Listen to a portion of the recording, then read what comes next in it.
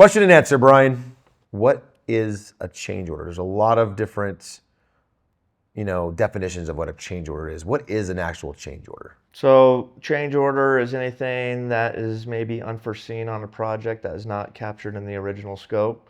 Also, a change order could be something a customer wants to add now that you're in construction. Hey, I actually want to do more slab in this room. Can we, So wish list? additional work. Is it change order when our company messes up with something? Let's say that we lose a mirror or Kingdom & Co. breaks the slab on accident. Is that considered a change order to the client? Not at all.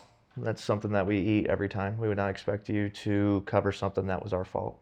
It's just whatever's not in the scope originally that's added upon. Correct, yeah. Is a change order. So an unforeseen, like going back to if I open up a wall and you have mechanical in the way where I'm supposed to put this post, that's unforeseen. Unfortunately, it wasn't planned for, and that would constitute a change order. And we hate change orders. We hate them.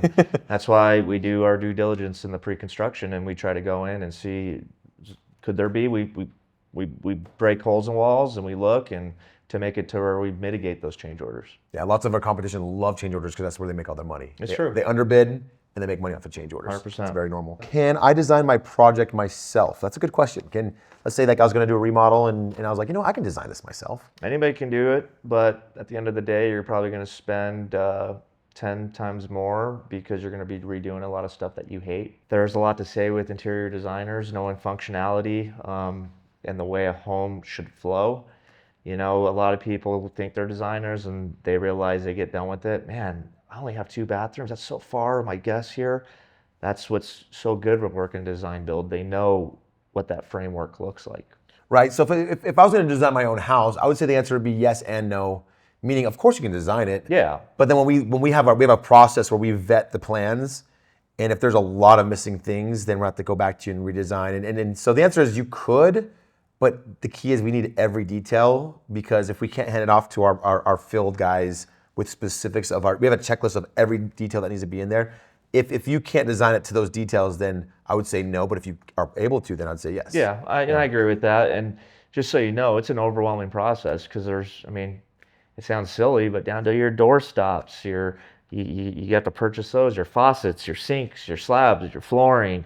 You want to use a special wallpaper here, this and this. There's so many moving parts that for a general contractor, like if you don't have that stuff in place and when we're ready to do the work, it could kill the timeline on your project. If you don't do it every day, you're kind of like, okay, grout line thicknesses of countertop edges, yeah. Transition points, what kind of tile goes into this and what kind of the right glue for this. Like there's so many variables for every little detail. And we've made all those mistakes in the past. So there is an advantage of paying us to do it for you. Because at the end of the day, you'll probably spend about the same amount of money. But if you're a good artist and you're a good designer, you have experience with this kind of stuff, you can definitely design your own, but it's just very rare. Yeah, I agree. What is your favorite remodel story? I've done too many. I don't even know where you begin on this one. Memorable would probably be the job we did for the Property Brothers, where me and the team worked basically 24 hours straight to meet our deadline. There was a lot riding on it. That was the last day of filming. If we didn't meet it, we would have had to pay for their production team to come back. That was written in our contract. It was a big deal. And I remember even staying there to the point I got my car basically towed by security because you couldn't have work in their community after 6 p.m. And I told them, that's cheaper, tow it. I'd rather get the house done and not have to pay for a production team to come back. But it's memorable because everybody came together. We knew it was going to be miserable. We were taking naps in the closet, power naps, just to make it through the night. And somehow we did it. The next morning, the production crew showed up. House was clean. We met the reveal, and it looked unbelievable. And I think it's cool like Jonathan and Drew, still friends to this day, and they were amazing guys to work for and work with.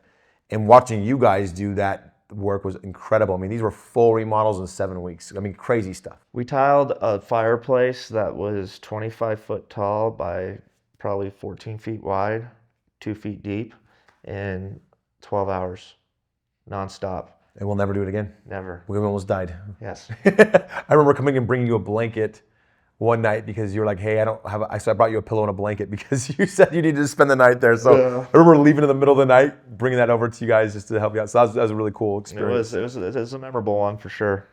How does the Kingdom & Co. process help limit the amount of change orders in a project? Well, I kind of look at it as a three-phase step. You have your consultation, your design, and then your actual construction.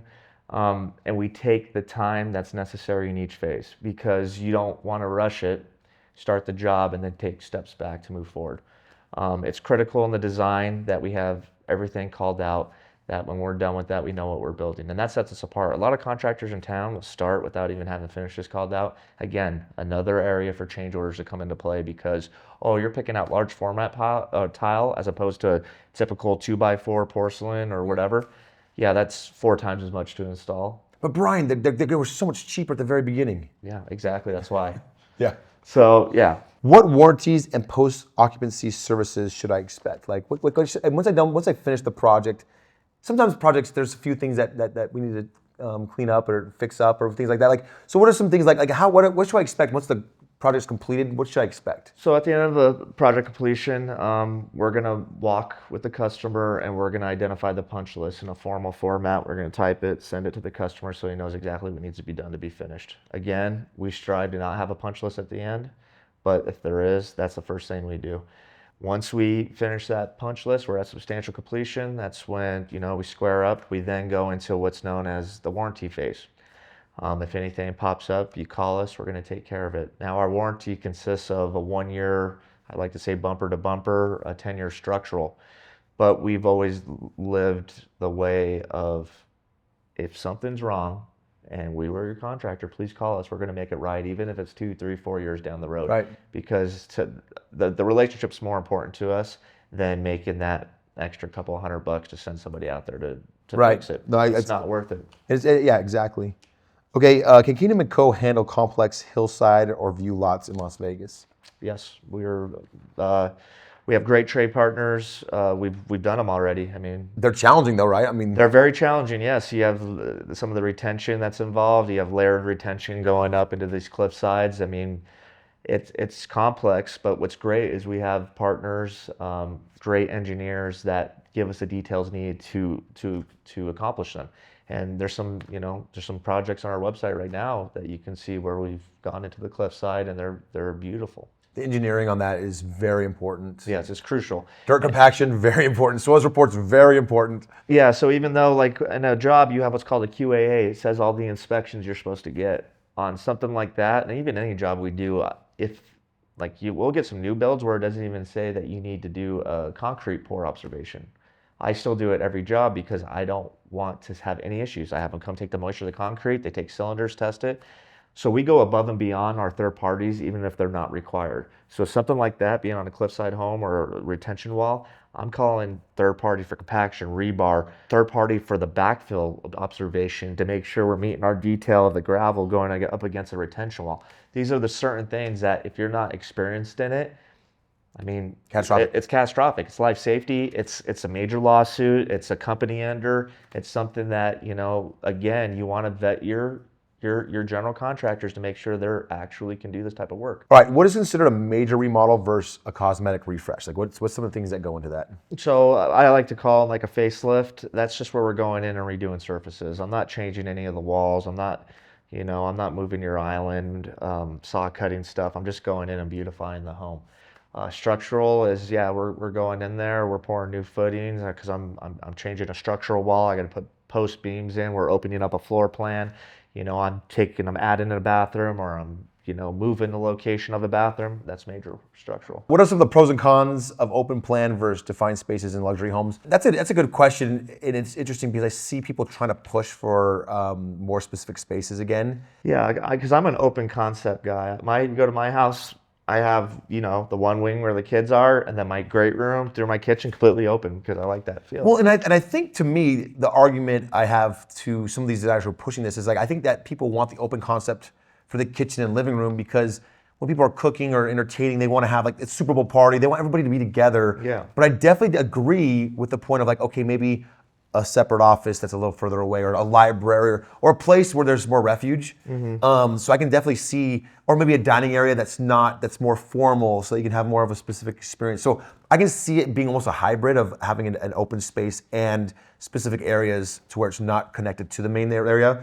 But I just don't see the open area ever going completely away because, again, us as humans, we want to be able to cook and we want to be able to be with each other and spend time together and watch the game while people are in the kitchen hanging out, or people over by the game table hanging out. The game's on, we're in the living room. Like, people want those experiences, and I don't think that's going to go away anytime soon. I'm seeing on jobs I'm getting lately, the open floor plan concept is getting dialed back more and more. You're seeing more, a hallway when you first come into that open floor plan, but that hallway now goes down to an area where you have individualized office, a gym, a mudroom that's all kind of Separated out. Right. And, it's just trends, but it's just, I don't think you could really go wrong either way, in my opinion. I agree with you, yeah.